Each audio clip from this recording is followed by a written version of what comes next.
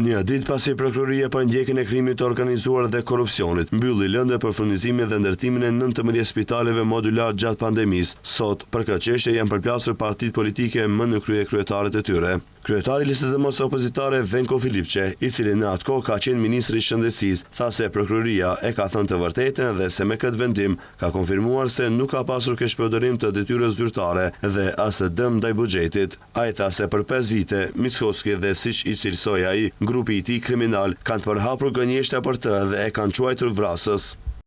5 godini. Për 5 vite flasin për mua se jam vrasës, më krahasojnë me vrasës, më krahasojnë me doktor Mengelen. Imagjinoni, mua që shpëtoi jetë, për cilin shëndeti qytetarëve është në vend të parë.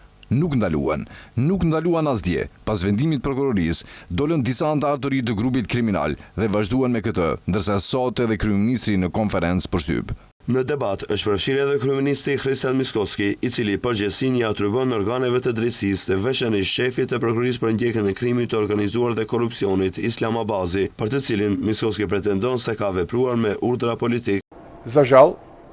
Për fat të keq, prokurori i cili tashmë është në largim, pasi nga ajo që jam informuar është shpallur konkurs për zgjedhjen e një prokurori të ri në Prokurorinë Themelore Publike për ndjekjen e krimit të organizuar, supozoj se marrëdhëniet e tij detyrimore kredituese ndaj qeverisë së mëparshme vendos t'i përmbush deri në fund dhe nuk i intereson fakti që 14 njerëz u dogjën të gjallë.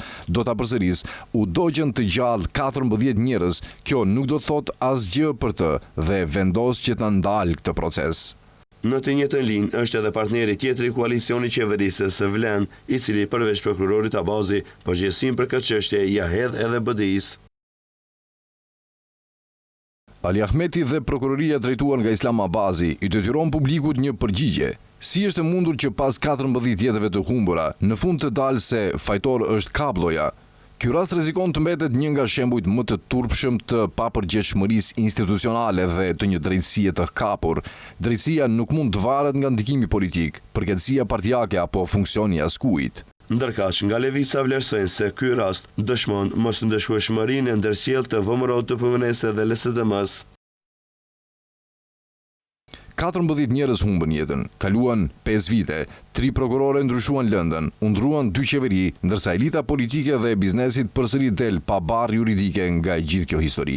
Prokuroria njoftoi se nuk ka konstatuar bazë dyshimi për keqpërdorime gjatë furnizimit, kur edhe pas një tragjedie të përmasave të tilla, bilanci institucional është kaq steril, banaliteti i përgjegjësisë bëhet edhe më i dukshëm, e rrept ndaj atyre poshtë, ndërsa gjithnjë më e butë ndaj atyre lart.